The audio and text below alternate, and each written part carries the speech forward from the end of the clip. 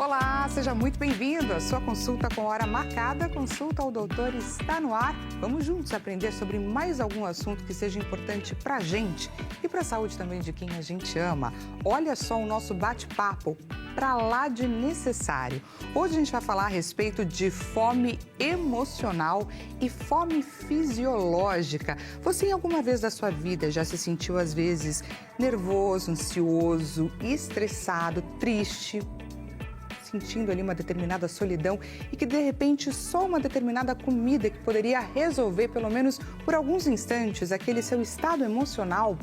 Pois é, a grande maioria dos brasileiros já passou por uma situação como essa e a gente vai falar um pouco sobre formas de reconhecer quais são os desafios de lidar com essa fome que não diz respeito à fome que o seu corpo está pedindo ali, os nutrientes e alimentos que ele precisa para de fato trazer para todo o seu corpo qualidade de vida, saúde de fato. Então, hoje a gente vai falar sobre os desafios de entender todo esse processo que acontece no nosso corpo e de que forma que a gente consegue trazer mais qualidade de vida. Um respiro, de repente, pode fazer toda a diferença. Afinal de contas, pessoal, hoje a gente vai falar sobre fome emocional e fome fisiológica. Se você lembrou de alguém a quem esse programa é extremamente necessário, extremamente importante, nós estamos ao vivo pelo site que é www.hittv.com.br. Clica lá e compartilhe o nosso link de transmissão, pois queremos chegar com informação de qualidade para quem precisa. Também te convido a participar desse nosso bate-papo, fique à vontade. Caso você não queira se expor, não queira ter a sua identidade revelada, basta você sinalizar, é claro, para a nossa produção. Mas não deixe de participar e de encaminhar para a gente a sua dúvida ou seu relato pelo 0 Operadora 11 3337 5886. Nada melhor do que aprender também, gente, com a vivência do outro, não é verdade?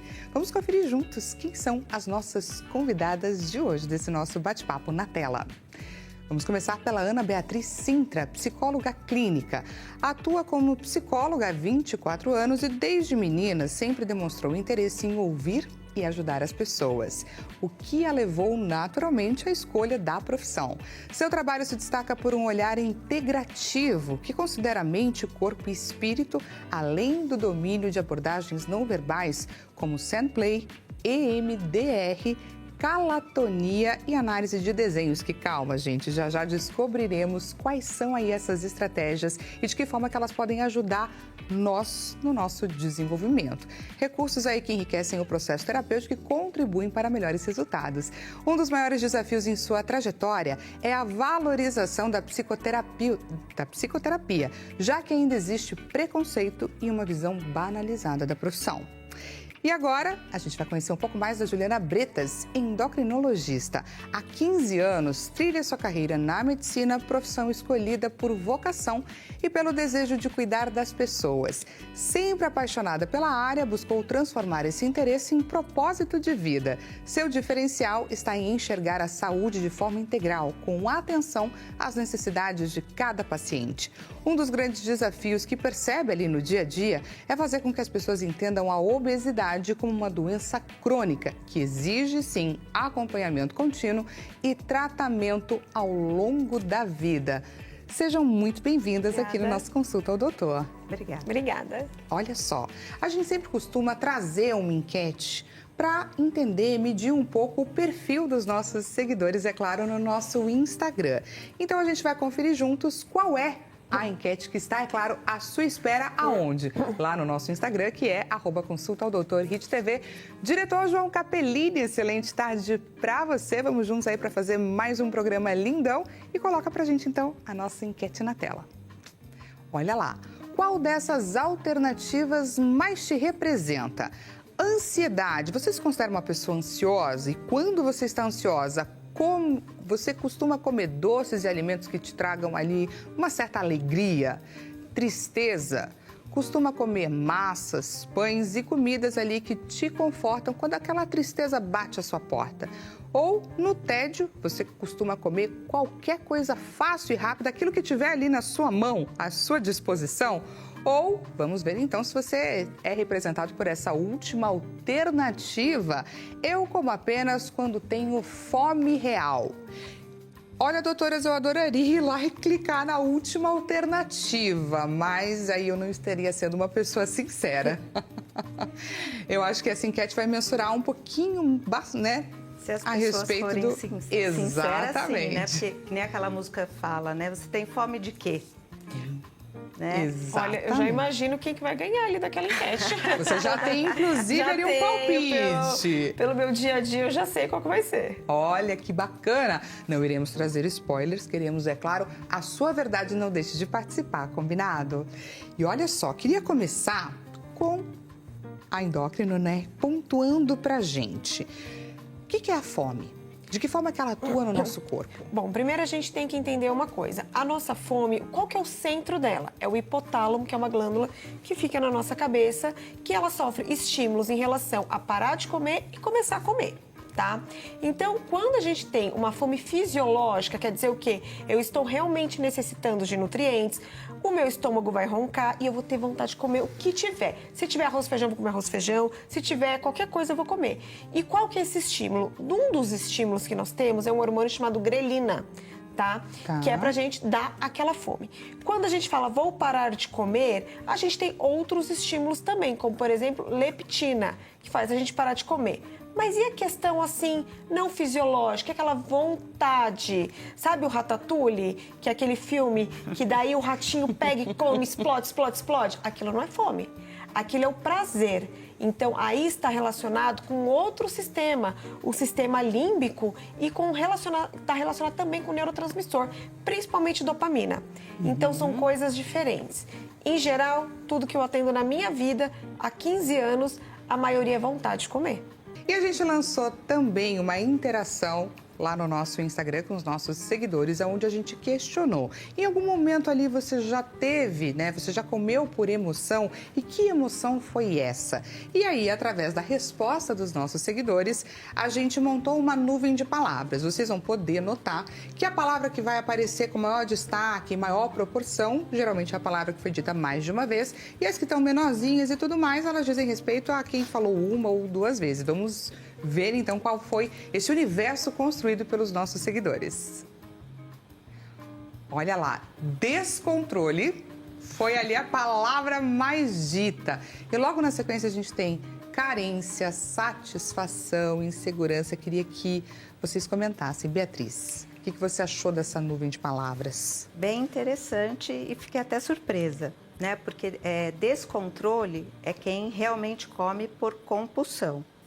Mas os super obesos, isso é uma pesquisa do IPQ, né, que é acima de 45 de MC, desculpa, não são compulsivos.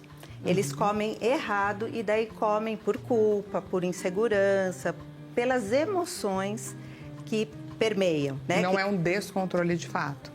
São as emoções que guiam esse descontrole, que falam mais alto. Isso, porque além da gente criar um padrão alimentar desde quando a gente começa a mamar, né? E que a mãe, muitas vezes inexperiente, ou a mãe ainda não sabe escutar o choro do nenê, qualquer desconforto dá de mamar. Então fica assim, cria um padrão, né? Desconforto, comida, conforto. Porque a hora que tá mamando, passa a dorzinha de barriga, passa o frio. Os incômodos são minimizados.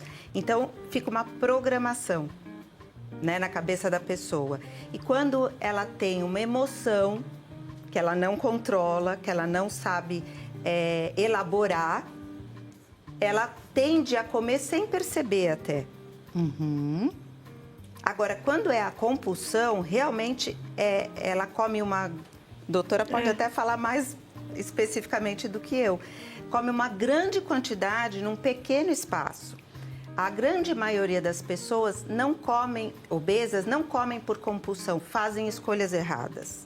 Tá. Então, pode comer uma grande caloria, mas em pequenas quantidades, num brownie, por exemplo, que é hipercalórico, né? Num alimento que não é o mais adequado.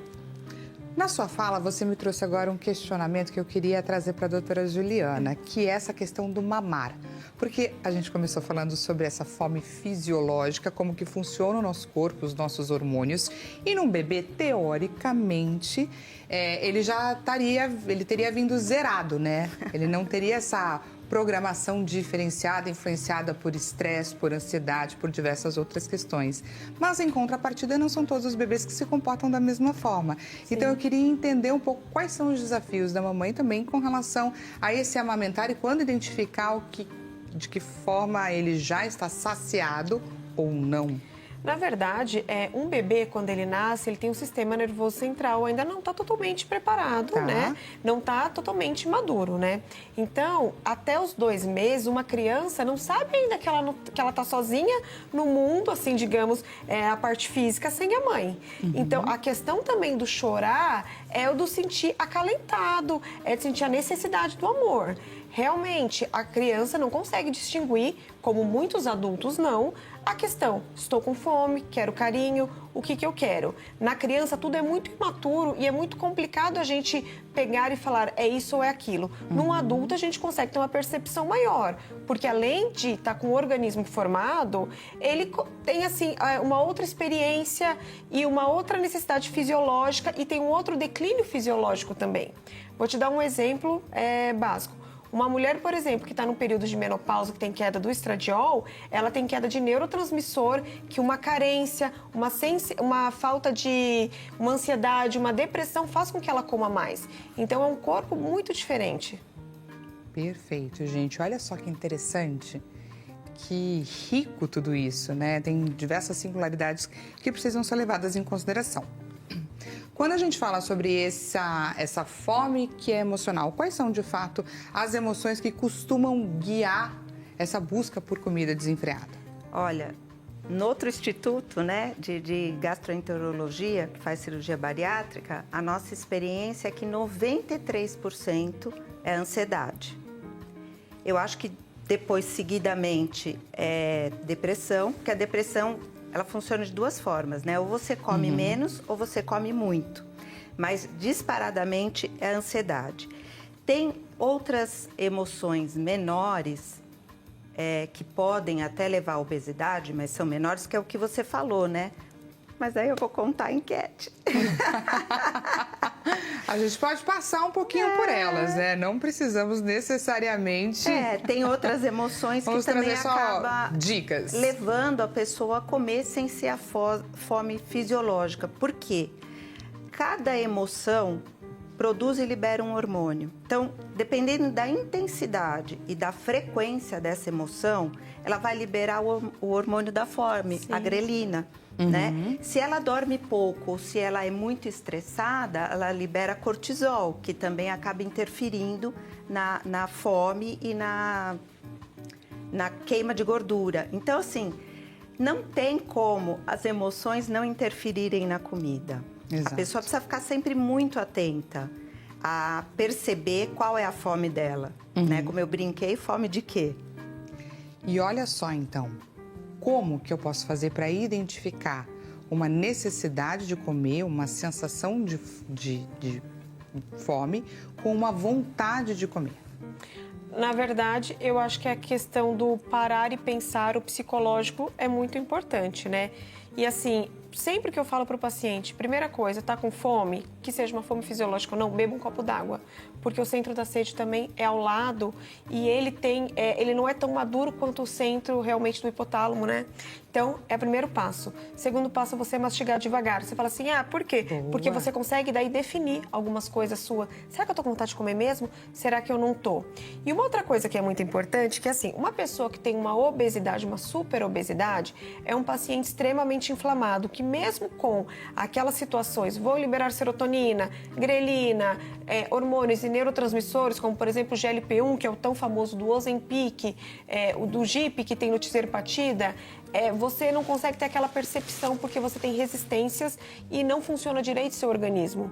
Então, não é só... Tudo começa com uma questão emocional, com uma questão até fisiológica, mas ela começa a evoluir para uma situação que seu corpo não responde bem, mesmo que você queira parar. Eu vejo muito que chega paciente para mim assim, doutora, eu não consigo com essa medicação parar de comer. Não é que a medicação é ruim ou não, é que realmente o mecanismo de reação do parar de comer, a via anorexígena dele está comprometida por causa do processo inflamatório. Aproveitando que você tocou nessa questão da obesidade, eu queria que você trouxesse para a gente um pouco mais sobre as características dessa doença que é crônica, dessa condição que é crônica, que muitas pessoas podem olhar e trazer aquele pensamento antigo e que cada vez mais tenta se quebrar, que é, não, uma pessoa obesa é uma pessoa que não tem força de vontade. É uma pessoa preguiçosa. Exatamente, acho que está muito distante disso. Olha, eu sou médica de um centro de bariátrica e eu tenho meu consultório. E lá eu atendo pacientes de tudo quanto é jeito. Tenho muito paciente que pesa 180, 160, 200 quilos. E assim, em geral tem uma história triste que vem por trás que desencadeou tudo. E assim, não é falta de vontade, essa questão que eu tô te falando, o paciente é tão inflamado que ele não responde a muita coisa. Eu sou apaixonada pelo Mounjaro. Por quê? Não é só porque os estudos dele mostram uma perda de peso muito importante, porque ele consegue desinflamar o paciente, fazer com que o paciente tenha uma sensibilidade à medicação. Então, assim, isso é uma coisa muito importante. E entender todo dia. Hoje foi um dia desse que eu atendi de manhã. O paciente fala pra mim assim, que tá mudando um pouco. Doutora, eu vou fazer bariátrica que eu não vou mais voltar a engordar. Eu falei, negativo, você tem uma doença crônica. Se você não tratar, se você não acompanhar, você vai voltar a engordar.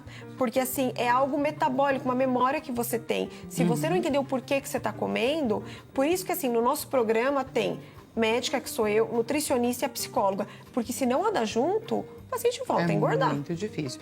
E aí a gente está falando de uma condição que ela está mais genética, mais comportamental, mais associada a traumas, acontecimentos ou hábitos de vida? Ou é uma mistura de tudo isso? Olha, pra vida, todo mundo assim sempre falou, eu sou assim porque eu tenho minha genética. A genética, claro que é importante, mas a gente tem hoje a epigenética, que os nossos hábitos, o nosso estilo de vida consegue modificar qual expressão de gene que eu vou pegar e eu vou como se eu fosse colocar pra fora, entendeu? Então, assim, o que acontece? Eu já vi estudo de um paciente, explicando melhor. Gêmeos univitelinos. Eu pego um gêmeo que vai para uma família que é obesogênica e um outro que vai para uma família que tem uma alimentação mais saudável com o mesmo gene. Um fica obeso e outro não. Por quê? Porque é o ambiente. Hábito de... Entendeu? Apenas a genética não engorda sozinha. Não, ela pode contribuir ou inibir, mas ela sozinha não engorda nem emagrece. Exatamente. Então, assim, isso eu falo muito pro paciente, mas é que todo mundo da minha casa é obeso. Eu falei, então, porque todo mundo come a mesma comida. A partir do momento que eu sei que é difícil, e porque, assim, o comer é muito prazeroso. Quem não gosta de sentar em casa com a família, com o companheiro e falar, eu vou comer uma janta, vou tomar um vinho, vou fazer alguma coisa. Então, assim, ali tá muito relacionado mais com o prazer, entendeu? Então, assim, por isso que é complicado, se a gente não tratar a família inteira, a gente também conseguir melhorar esse paciente, tá? Muito importante. A doutora Juliana estava apontando essa questão traumática que muitas vezes está por trás de um paciente que está ali tentando lidar com a obesidade. Queria entender um pouco esse viés, assim, de que forma que um trauma pode levar a essa fome emocional. Meio complicado eu te dar essa resposta, né? Mas, de uma forma simples, tem estudos que mostram a relação da mãe com a criança, a relação do pai nessa família, um pai ausente, uma mãe que está ocupando o lugar do pai na forma de se comportar, né? Então, porque as pessoas confundem trauma sendo uma grande tragédia. E, às vezes, uma palavra mal colocada pode atingir a pessoa de uma forma que ela carrega aquilo como uma verdade absoluta para a vida toda.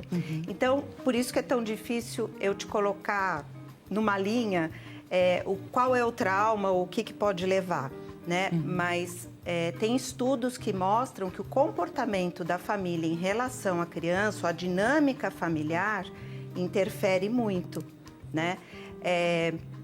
Por exemplo, né, como a doutora estava falando, uma família, a criança não sabe o que ela pode e não pode comer. Por que tem um monte de, entre aspas, porcariazinhas, coisas que engordam, né? E não tem coisas saudáveis. E não adianta os pais falarem, você não pode tomar Coca-Cola e ele mesmo está tomando, né? É o hábito familiar que vai também treinar e induzir a criança a respeitar aquele alimento ou a forma de comer. Perfeito. Temos perguntinha da nossa audiência. Vamos então para a nossa primeira interação com o público. Na tela.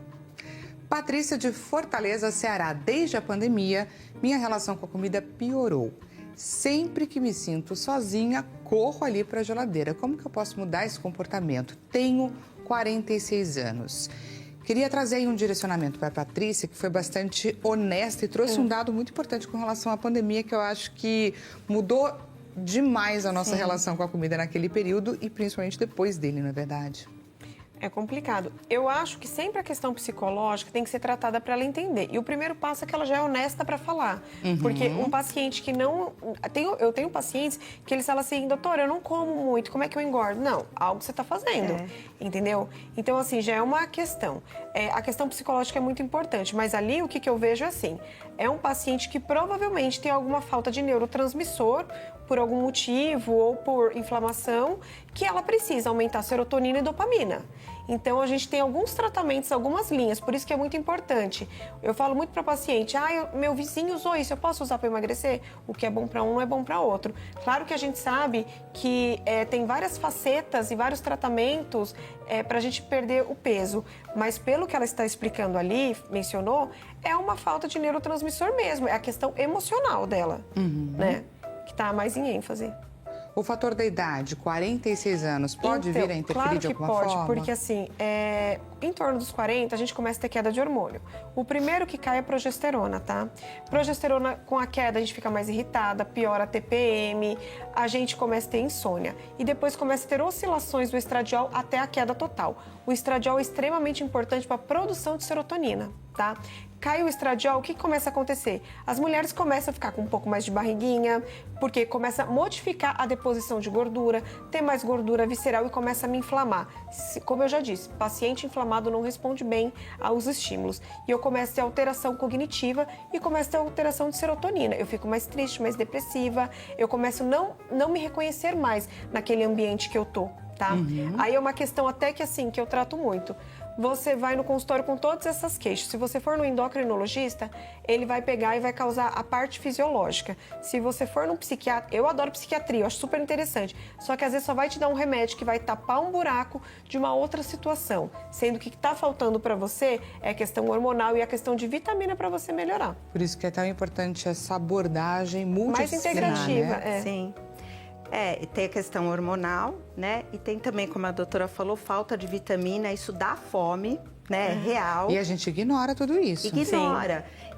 E a falta de vitamina também, em contrapartida, pode levar à depressão, né? E a depressão, por sua vez, pode levar a comer mais. Então, é um ciclo vicioso que precisa ser quebrado, né? Mas o que me faz pensar que essa moça não é só tédio, né? É ansiedade, porque o nível de ansiedade na pandemia e pós-pandemia aumentou terrivelmente. E as pessoas, isso é mundial, ainda não, como que eu posso dizer, desansiaram, não ficaram menos ansiosas. Mas eu acho que na pandemia foi um estalo que teve gente que já ficou ansioso. E eu acho que tem pessoas que ainda estão naquele processo de pegar e desencadear alguma situação. Né? Às vezes por ainda ter consequências da pandemia, né? Isso eu queria entender, o perfil dos seus pacientes continua trazendo aquele momento forte, intenso que a gente viveu, que para muita gente foi bastante significativo, ainda mais, envolveu perdas e etc. Mas como que estão esses pacientes hoje? Esses pacientes hoje, muitos ainda têm medo de perder, têm medo da própria morte, né? Porque foi um assunto que foi tocado profundamente. Então, isso ainda existe, sim, e intensificou nessas pessoas que já têm essa predisposição. Aquelas que não tinham essa predisposição, elas começaram a voltar ao normal já tranquilamente, mas quem já tem uma predisposição a ter mais ansiedade, isso ainda está em curso. Ainda estamos colhendo, não é? Você sabe que é interessante? Porque, assim, tem um estudo que fala que no Brasil é um dos lugares que menos faz tratamento de reposição hormonal e tem uma quantidade muito grande de mulheres, então a chance de depressão e ansiedade é muito grande. A questão da pandemia juntou e falam que o número de suicídio que vai ter em 2030 é muito grande, uma estimativa. 2030? 2030. Nós somos o 8º país em suicídio, mundialmente, né? Perdemos até para países que estão em guerra, países que só não perdemos para um país pequenininho é na África, o segundo também é na África e o outro é na Ásia, por questões de rigidez cultural. Sim. Mas nós somos somos o país mais ansioso da América. É engraçado porque, assim, a gente associa muito a questão de um país ansioso e depressivo em locais frios. Sim. Canadá, né? E aqui é um país totalmente ensolarado e tem essa questão. Eu acho que é pela instabilidade política financeira na qual a gente vive, agravado pela pandemia. Sim. E falta de políticas públicas ligados à saúde mental. Ligados à saúde mental. Eu acho que ultimamente isso começou a tocar um pouco mais, sim, inclusive que a gente tem a NR1, que está para entrar, sim, aí em voga e tudo mais, mas ainda há muito a ser feito, ainda há muito a ser falado e discutido. Sim. Eu queria entender um pouco sobre essa questão da ociosidade, né? Um ser humano no ócio, que foi muito que a gente viveu durante a pandemia, de que forma que essa falta do que fazer, enfim, o ficar trancado, influencia no comer? Eu vejo pela seguinte forma, que assim, se você não tem o que fazer, você começa a pensar no que você pode fazer ali na sua casa também, que é a questão alimentar. E o que te dá prazer? Porque, assim, nada, o trabalho te dá prazer. É uma coisa que aumenta seu neurotransmissor, pensando em parte fisiológica, tá? Então, quer dizer o quê? Se o meu estudo me dá prazer, aquilo vai me satisfazer por muito tempo. A partir do momento que você não tem nada para fazer na sua casa, você não consegue se identificar, você não tem para onde sair, o que tá te dando prazer? É ir pra cozinha. Exatamente. Entendeu? Tem a questão também de quanto mais parado se fica, menos calorias você gasta. Então, já é uma consequência, mesmo comendo a mesma quantidade, né? Mas eu acredito e vejo isso, que é como a síndrome do pânico. Quando que as pessoas têm mais crise de síndrome do pânico? Quando estão começando a acordar ou quando estão indo dormir. Por quê? É quando os pensamentos gritam. Então, essa ociosidade, porque o ócio não é ruim, tem o ócio criativo, que também é necessário ter paradas, né? Mas o ócio aflitivo, vamos dizer assim, né? É quando a pessoa começa a pensar num turbilhão de coisas sem chegar a lugar nenhum, ela fica só em looping. E isso que é negativo. Isso justifica, por exemplo, aquelas pessoas que têm o costume de comer na madrugada, que elas acordam... Poderia justificar, porque por trás tem uma ansiedade muito grande dos pensamentos que gritam nesse horário. Eu já tive, confesso que hoje em dia já estou muito melhor, mas vira e mexe isso acontece. Assim que eu abro um pacote, seja ele do que for, pode ser bala, pode ser bolacha, pode ser, enfim, salgadinho, o que for. Eu só sossego, não sei você que está me assistindo, a hora que ele termina de fato. Se ele não terminar, é capaz de eu ficar indo e voltando. Aí quando ele termina eu fico em paz. Olha, isso é muito comum. Eu não diria que é compulsividade, eu diria que é impulsividade. Impulsividade. Né? Porque a hora que acaba o pacote, você cessa. O compulsivo não, ele vai procurar outras coisas para comer. Né? Mas é impulsividade porque você come sem pensar, sem dar o tempo do estômago mandar a resposta. Porque a mastigação tem que ser devagar. Né? Eu acho que tem um aspecto também de compulsividade, mas assim, sempre mastigando devagar, porque eu falo muito pro paciente, se você não mastiga devagar, você não dá tempo de liberação de alguns hormônios para ir como GLP-1 GIP, entendeu? Que você próprio produz, porque não vai, entendeu, pro seu cérebro para ter essa reação. Então, é você mastigar devagar, ficar mais calmo. Hoje em dia, o que as pessoas fazem? A maioria come com o celular na mão. Então, assim, hábitos que acabam deixando a pessoa obesa, né? Isso é muito interessante, porque, por exemplo, no cinema, não vou nem falar de celular, né? Que compra aquele pacotão de pipoca e come aquilo antes de começar o filme nas propagandas. Se você está em casa sem ver televisão ou sem estar olhando o celular, você não come o pacotão inteiro. Por quê? O teu cérebro não está registrando. Quando você está no cinema, ele está registrando o filme, não o quanto você está comendo. Olha que interessante, gente. Então, o cérebro precisa registrar a quantidade e não adianta comer um pouquinho, repetir, comer mais um pouquinho, porque o cérebro não soma. Ele só registra, vamos dizer assim, o último prato, o que você comeu. Né? Então, o que eu sempre falo é não repetir a comida, pôr uma quantidade no prato e não repetir, mas respondendo a sua pergunta, eu não gosto de generalizar, Sim. né? Mas tem uma questão, não sei se de educação, que é assim, vai faltar. Principalmente quem já passou necessidade. Não vou ter mais isso, sendo que você pode ir no mercado e comprar outro. Então precisa acabar com aquilo. Ou um outro pensamento, eu vou jogar fora, vou desperdiçar. Não, você fecha o pacote, lacra, bonitinho, né? Que não vai desperdiçar. Que era muito daquilo que a gente ouvia, não vai deixar comida no prato. Quero ver até o fundido do prato ali. Então, essas pequenas frases vão incorporando um comportamento diferente. Né? Ou a mãe que fala, você não gostou porque você não comeu tudo, né? Ela fez um prato, uma travessa, enquanto a mãe não vê a travessa vazia, ela fica falando que as pessoas não gostaram da comida que ela fez. Olha só que bacana. Então você tem que comer para agradar, né? E muitas vezes a gente acha que a gente está dando ali orientações para o nosso cérebro, quando na verdade a gente precisa identificar de que forma que ele se comporta para que a gente consiga de fato assumir as rédeas disso tudo. Olha que riquíssimo, pessoal, o nosso bate-papo. Consulta doutor tá indo para um rápido intervalo e eu já tô te esperando.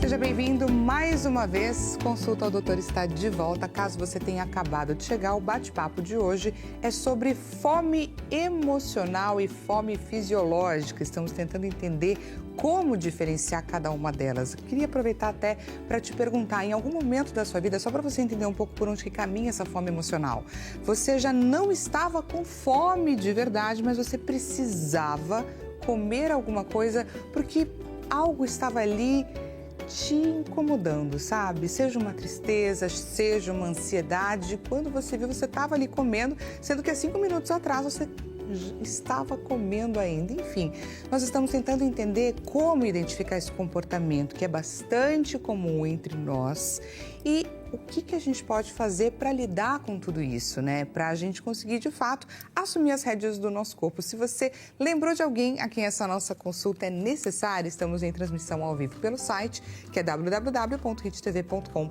É só correr lá e compartilhar o nosso link de transmissão, super fácil, para que a gente consiga chegar com informação de qualidade para quem precisa. Também te convido, é claro, a você participar desse bate-papo. Traz para a gente a sua dúvida ou o seu relato pelo 0 Operadora 11 3337 5886.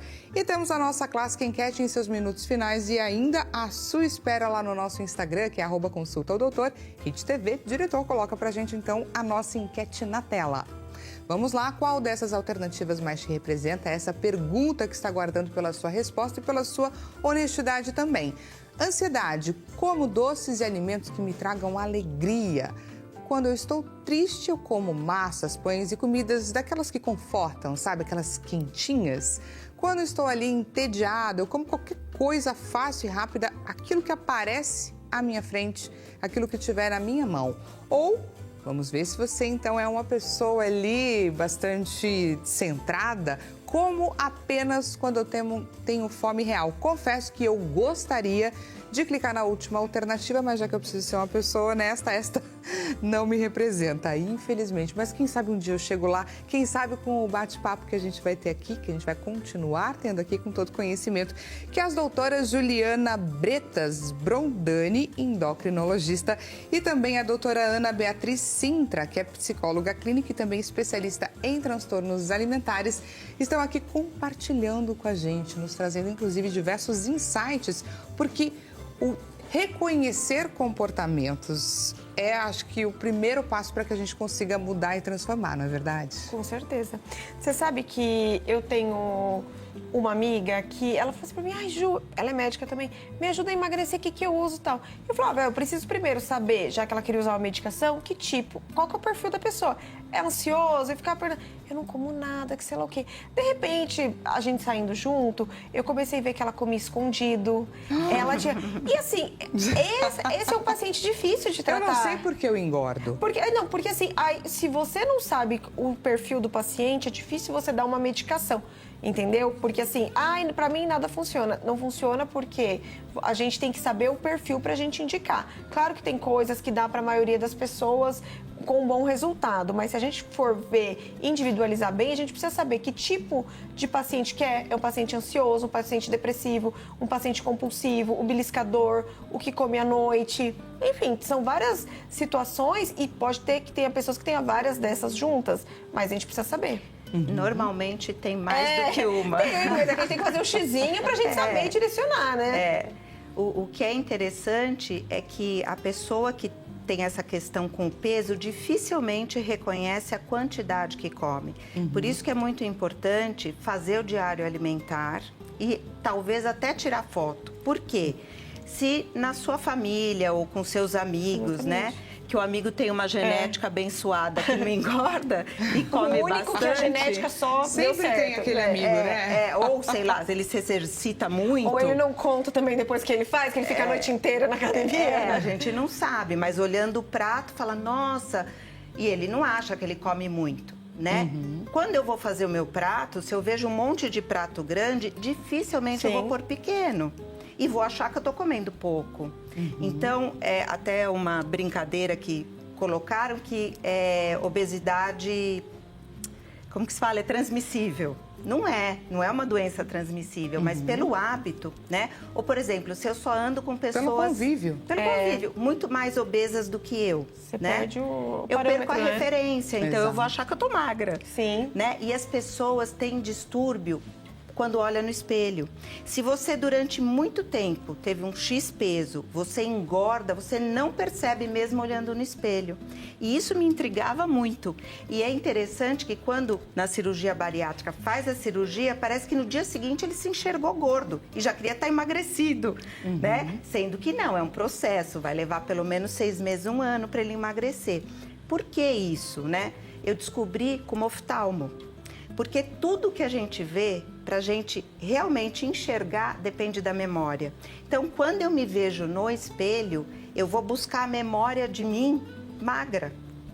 Eu ainda não tenho a minha memória obesa. Gente, que loucura! Por que quando a gente vê em foto, vê em reflexo de espelho, de vidro, a gente se enxerga? Porque mentalmente eu não estou esperando me olhar. Eu vou olhar quem está comigo na foto, ou, né, pego de surpresa o reflexo susto, no gente, vidro. essa sou eu. E aí você se vê realmente como você tá. E isso também acontece emagrecendo. Se você passou muitos anos com certo peso, dificilmente você vai olhar no espelho e ver que você está emagrecendo. E isso sem ser a doença distúrbio da imagem. Né? É uma adaptação do organismo. Necessariamente porque a doença, nunca você vai chegar no peso que você tá. Você sempre vai se ver a mais. Entrando um pouquinho na sua especialidade, um transtorno alimentar, ele pode influenciar nesse comer emocional ou é mais o comer emocional que influencia nos transtornos? Não. Existe uma via direta? Transtorno que influencia no comer emocional. Dificilmente é o contrário, porque se você não tem uma predisposição a esse transtorno, não é as suas emoções ou o seu comer que vai fazer o inverso, né? Mas o transtorno com certeza influencia. O que pode acontecer é que com a obesidade, né, ou com algum outro forma de comer, a pessoa passe a ter uma depressão ou passe a ter mais ansiedade. Mas, quando eu falo a compulsão, não é aquela compulsão do quadro psiquiátrico que fecha os X pontos, que tem todos os itens que formam uma compulsão. A gente fala compulsão porque a pessoa não tem um certo controle. Mas a compulsão médica, característica, precisa cumprir determinados requisitos, né? Por isso que eu falo que não é a compulsão, é um descontrole. Entendi, é preciso analisar toda essa história como um todo. Por falar em analisar, agora eu queria encaminhar um pouco do nosso bate-papo para a gente encontrar os caminhos e saber por onde que a gente precisa passar e percorrer para a gente conseguir melhorar essa questão.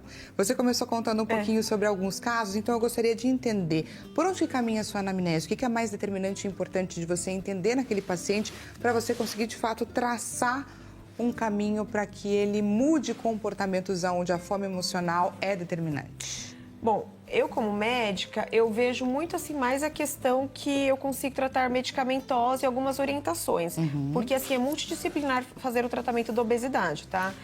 Eu trato muito na questão integrativa, assim, porque o sono, se eu tenho meu cortisol alto à noite, se eu não desligo, se eu fico cansado o dia inteiro, aquilo interfere em relação também à perda de peso. Eu vejo muita questão do intestino. Hoje não tem como eu tratar o intestino, qualquer doença que eu for falar, sem tratar o intestino. E não é fazer o cocô, é a gente avaliar outras questões, a gente ver se o intestino é aquele intestino gotejante, tem alguns indícios em alguns exames que a gente pode pedir para eu avaliar. E você fala, o que interfere nisso? Eu causo mais inflamação no meu paciente.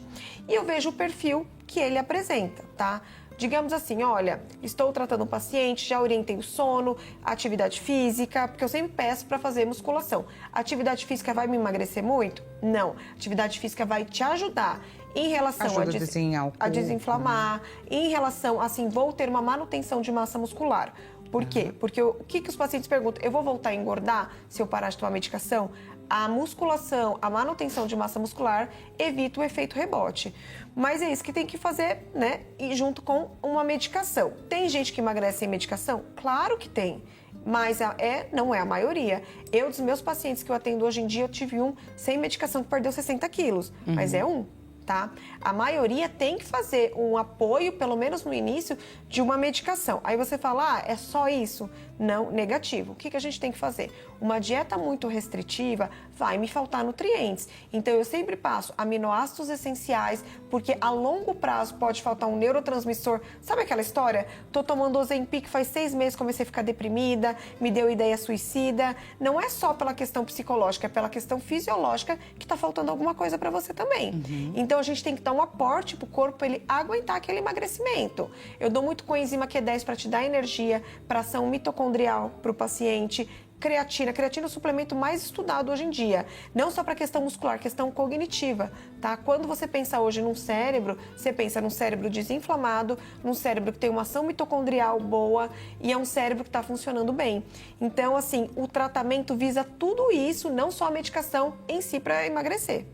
E olha esse dado que a doutora Juliana trouxe para a gente com relação a toda essa preocupação que é preciso ter quando você vai utilizar de recursos para o emagrecimento. Sim. Então, ela sabe exatamente o que você pode vir a ter como efeito colateral e ela vai tentar intervir e te direcionar. Por que eu estou dizendo isso? Pela importância de você buscar sempre, gente, o acompanhamento médico, porque ele é extremamente necessário nesse processo. Né? Não tem como. Hoje em dia, eu acho assim que foi mais que na hora de pegar e você só comprar as canetinhas com receita, porque antes era... Até assim, pouquíssimo tempo atrás. Gente, foi agora. Em porque julho. assim, como que você se automedica? Ó, eu vou te dar só um exemplo de uma coisa. Eu tenho pacientes, você deve ver, que já trabalhou também no centro de bariátrica, emagreceu muito, tecido adiposo, ele é o quê?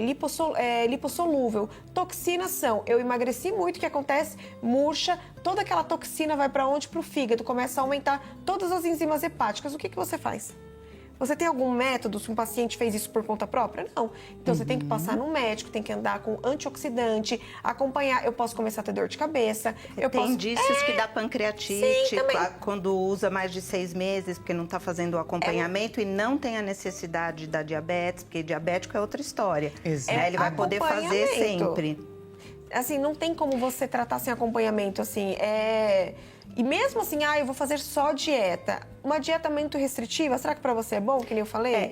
Eu particularmente sou contra a dieta muito restritiva, porque tem estudos que já mostram que é isso que leva à compulsão. E você não consegue também manter, né? Não, ninguém vai conseguir manter isso muito tempo. Não só pela falta de vitaminas, mas porque a gente precisa ter um certo prazer. O que vai te engordar é esse excesso. É o excesso. Né? E tem uma coisa muito interessante. Por que as pessoas obesas geralmente precisam de medicação?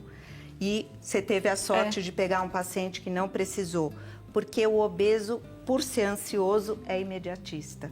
Então, ele busca aquele resultado rápido. Só que é interessante porque quanto mais rápido emagrece, mais rápido volta a engordar. Sim. Eu escrevi um livro em 2010 que chama Mudando Sua História, Obesidade Nunca Mais, que eu mostro lá por que qualquer método que você venha fazer, você pode voltar a engordar se você não mudar a sua relação com a comida. Se você não mudar a sua forma de pensar na vida, né? Porque se você continua sedentário, comendo as mesmas coisas, uma hora você vai voltar a engordar. Tem que mudar esse comportamento, tanto estilo de vida como estilo alimentar. E como você muda o estilo alimentar? Mudando a tua relação com a comida. E aí eu queria entender como mudar essa relação com a comida, aproveitando a sua presença aqui. Queria que você contasse um pouco por onde que caminha, né? Quais são as suas técnicas. É uma questão bem individual, né? E a primeira coisa que eu faço quando chega um paciente que quer emagrecer sem ser por cirurgia bariátrica, eu não sou médica, não sou nutricionista, mas o que eu faço? Tentar entender qual foi a causa do ganho de peso. O gatilho. O gatilho, porque às vezes a pessoa a vida inteira, desde pequenininha, ela teve essa tendência, já era gordinha. Essa pessoa tem um tipo de relação com a comida. Tem uma pessoa que engordou 20 quilos na gravidez. Teve a outra que engordou 30 quando perdeu a mãe ou perdeu o namorado, enfim, né? Isso faz diferença na forma que eu vou tratar e me relacionar com a pessoa para tratar ela, né? E também eu gosto de fazer o desenho da figura humana, né? Que não é todo mundo que sabe ver, eu não vou explicar aqui, porque senão todo mundo vai saber como é que é. Mas através do desenho da figura humana, eu consigo identificar, por exemplo, o gatilho que a pessoa não emagrece porque ela tem medo da sua sexualidade. Nossa. Tem medo de sofrer abuso. Ela se protege, né? Se protege. Com a gordura, né? Porque ela se sente mais forte, se sente maior e tudo mais. Ou se ela come por raiva. Sabe aquela pessoa verborrágica? Só que ela está num ambiente que ela não pode falar tudo que ela gostaria. Ou da forma que ela gostaria. Então, ela come para silenciar. Então, eu consigo, no desenho da figura humana, identificar tudo isso. E aí, eu consigo trabalhar isso falando, bom, você não vai poder falar o que você quer da forma que você quer, mas como a gente pode fazer uma outra forma? Você pode escrever. Forma que você extravasa esse que ela tem que ter, né? Sim, tem que ter. Mas você sabe o que é importante? Eu falo muito isso para paciente que vai fazer cirurgia bariátrica, que eu falo assim, você sabe que tem uma quantidade enorme de pacientes que viram alcoólatra. Então, se você não entender o que está acontecendo com você e desviar para uma outra situação, o álcool vai ser... Mas por quê? Porque a causa do gatilho não foi tratada. Foi tratada, entre aspas, amenizada a gordura. Não... o sintoma. Mas a causa não. Então, eu diria até que já é dito que a obesidade é uma doença crônica, mas eu diria, ela é um sintoma crônico. A doença vem antes. Quando ela começa a engordar, já tem algo por trás que a gente precisa tratar. E a grande questão é que a gente tem tanta dificuldade para parar e olhar para si, que muitas vezes a coisa vai andando e andando, virando uma bola de neve. E só quando está lá na frente é que a gente para tentar ajustar alguma coisa. Porque também, assim, hoje não tem como a gente falar que as pessoas não são estressadas. Pega trânsito, sabe? E, assim, os alimentos também têm muito condimento. Então, assim, é uma vida que é muito diferente, por exemplo, da minha avó, que morou no Rio Grande do Sul, num sítio, em 1900 e... Que ela que preparava a própria comida. De fato, descascava mais e desembalava menos. Então, assim, é uma vida muito diferente, né? E, assim, tem muita pessoa falando, ai, doutora, eu tô assim, tô comendo porque eu tô nesse trabalho que tá irritando. Tá, você vai mudar de trabalho? Não. Então, você tem que aprender a lidar. O que você quer? Você quer ficar sem dinheiro ou você quer... Porque, assim, infelizmente, a gente tem que aprender a lidar com frustrações da vida. Porque todo mundo passa. Elas não vão determinar quem a gente é. Podem então, nos fortalecer. A grande questão é essa. A gente usa a medicação para ajudar. Mas se você não entender, a situação fica difícil, né? Por isso a importância desse trabalho integrativo, gente, multidisciplinar. Vamos conferir juntos o resultado da nossa enquete, que eu acho que a gente vai ter ainda muito assunto depois disso. Qual dessas alternativas mais te representa? A alternativa mais votada, 57%, ansiedade, como doces, alimentos que me tragam ali uma certa alegria, 22%. Em segundo, tristeza, massas, pães e comidas, aquelas quentinhas que confortam. Ficou assim praticamente na ordem que veio a nossa enquete, a alternativa menos votada. O público me representa, infelizmente. Não queria ter aí esse resultado, mas é um fato. Vamos começar então com a doutora Juliana, que lá no início ela falou, eu tenho ali um palpite de qual que vai vencer. Venceu a que você imaginava? Colocado na Mega Sena eu tinha ganho, porque assim, a ansiedade é algo que faz as pessoas comerem. Sabe o que eu achei interessante ali? Que assim, pessoas ansiosas tem uma queda de serotonina e procuram mais por doce. Uma pessoa mais depressiva, não é que não falta serotonina, eu tô falando assim, procrastinador, falta mais dopamina e procura coisas salgadas, que talvez é o pão. São carboidratos, mas que procuram uma necessidade diferente, né?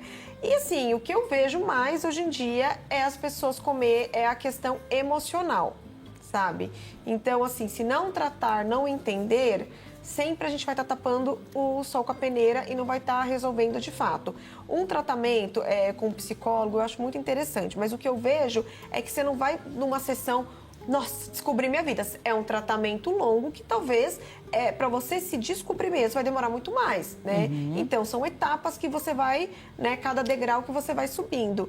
E ninguém, eu falo pro paciente, você não ganhou 15 quilos do dia pra noite, então você não queira perder também do dia pra noite. Nem consegue, né? Falei, são etapas que a gente vai tendo, né? Com essas ferramentas que eu falei que eu uso, né? O desenho da figura humana, EMDR, Sandplay, a gente consegue acelerar esse autoconhecimento. Por quê? São técnicas, né? Abordagens projetivas, que você vai estar mexendo peças, por exemplo, no Sandplay, que você não sabe que resultado que vai dar. Quem sabe sou eu. A interpretação é sua. Não é interpretação, a gente vai analisar. Tá. Né? Porque tem um quadrante mesmo, né? Isso quer dizer isso quer dizer aquilo, que já foi estudado e replicado milhões de vezes e sempre dá a mesma coisa, né? Então, aquilo acelera. Quando as pessoas fazem... O que é Sandplay? É uma caixa de areia com miniaturas que a pessoa faz um cenário. Poderia ser um desenho, mas adulto tem muita resistência a fazer desenho. Ah, meu desenho não é bom. Não é bonito. Então, eu peço para fazer o Sandplay. Interessante. E aí, ela fica surpresa com o que ela tá vendo, né? Por exemplo, um moço que tem complexo dele ser gordinho, mas ele só se coloca com bonecos gordinhos. Ele não sabe que é ele que ele tá se colocando, pela posição que ele coloca, que eu sei que é ele, né?